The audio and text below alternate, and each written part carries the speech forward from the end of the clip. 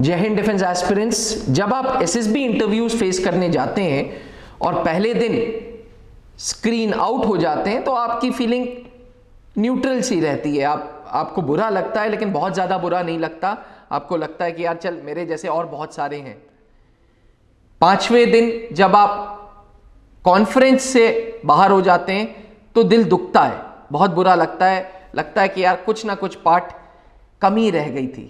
लेकिन स्क्रीन इन हो जाना, कॉन्फ्रेंस इन हो जाना, यानी कि कैंडिडेट एक रेकमेंडेड हो गया है और उसके बाद जब आप मेरिट आउट हो जाते हैं तब तो जैसे जिंदगी खत्म सी लगती है।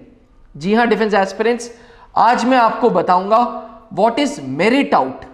बहुत सारे कैंडिडेट्स के साथ ये चीज हुई है, बहुत सारे त्रिशूल डिफेंस एकेडमी के स्टूडेंट्स के साथ ये चीज हुई है। जब उन्होंने रिटन क्वालिफाई किया, एसएसबी देने गए, एसएसबी में स्क्रीनिंग क्वालिफाई किया, कॉन्फ्रेंस क्वालिफाई किया, रेकमेंड हो गए, मेडिकली इन हो गए, लेकिन फाइनली मेरिट आउट हो गए। तो आज मैं आपको बताऊंगा what is merit out.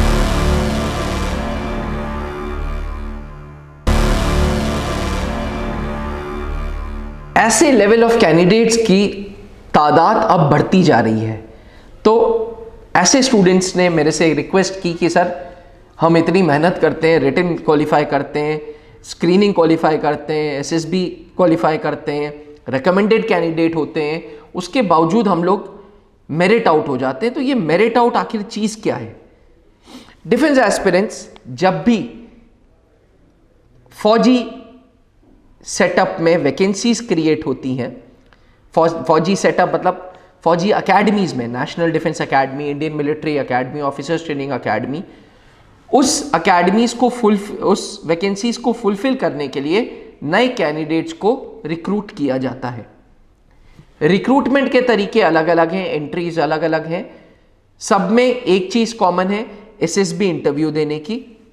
Interview देने के बाद मेडिकल होगा, मेडिकल के बाद एक ऑल इंडिया मेरिट लिस्ट बनती है। Now all India merit list कैसे बनती है?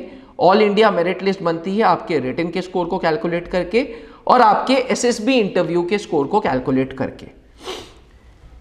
ये दोनों स्कोर कैलकुलेट करते हैं, उस कैलकुलेशन के बेसिस पे बंदों को मेरिट इन या मेरिट आउट किया जाता है।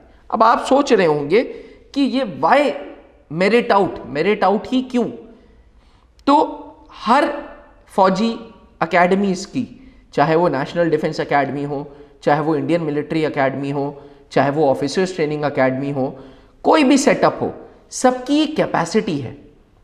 यानी कि उस कैपेसिटी के ज्यादा से ज्यादा वो कैंडिडेट्स को नहीं अकोमोडेट कर सकते, नहीं एडजस्ट कर सकते। क्यों नहीं एडजस्ट कर सकते? क्योंकि फिर ट्रेनिंग अफेक्ट होगी।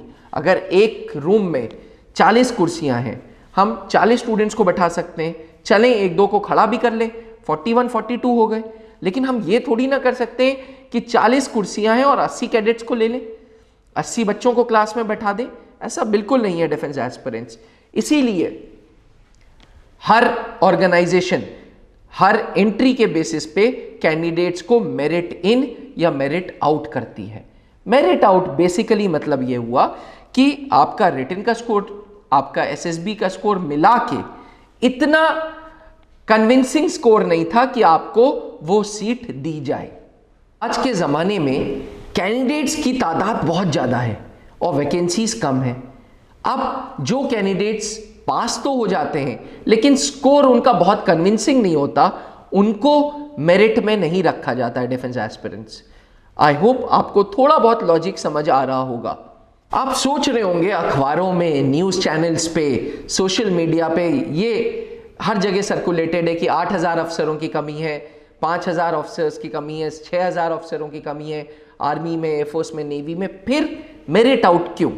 मैं फिर से आपको बता रहा हूं, डिफेंस एस्पिरेंट्स, हर डिफेंस ऑर्गेनाइजेशन का, हर मिलिट्री सेटअप का एक कैपेसिटी है कैंडिडेट्स को ट्रेन करने की। उनके पास लिमिटेड रिसोर्सेज हैं। अब इस लिमिटेड रिसोर्सेज में best of the best training देनी है तो गिनती का काउंट कम करना पड़ेगा। यही रीजन है डिफेंस एस्पिरेंट्स कि बहुत बार बहुत इंडिविजुअल्स रिटन क्वालिफाई कर लेते हैं, इंटरव्यू क्वालिफाई कर लेते हैं, लेकिन मेरिट में नहीं आते। अब सवाल ये उठता है कि मेरिट में आने के लिए हम क्या करें?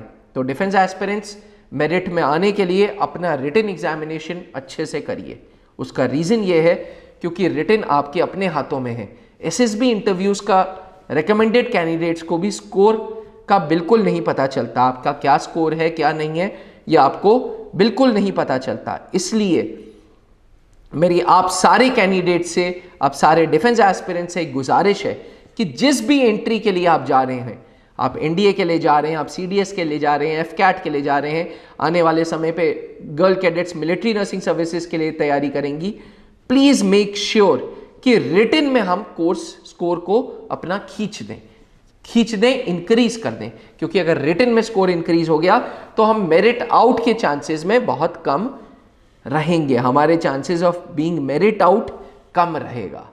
तो आशा करते हैं कि आपको ये मेरिट आउट का फंडा समझ आ गया हो।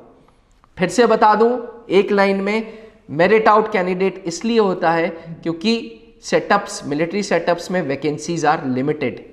जब वैकेंसीज लिमिटेड हैं तो कम स्कोर वाले कैडेट्स को बाहर कर दिया जाता है। डिफेंस एस्पिरेंट्स, अंत में मैं यही बोलूंगा, बीइंग मेरिट आउट, कुछ आप में से ऐसे कैंडिडेट्स होंगे जो मेरिट आउट हो गए होंगे। Being merit out is not end of the world. ये नहीं कि जिंदगी खत्म हो गई। यकीन माने आपके पास वो चीज़ है जो बाकी किसी कैंडिडेट के पास नहीं है, वो है तजुर्बा। You have the experience now.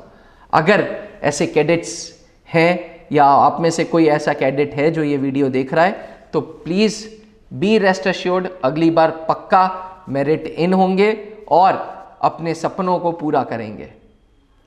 जय हिंद। जहां बनते हैं देश के गौरव, इंडिया का एकमात्र ऐसा कोचिंग इंस्टीट्यूट जहां कैडेट्स को ट्रेन किया जाता है आने वाले डिफेंस एग्जाम के अनुसार।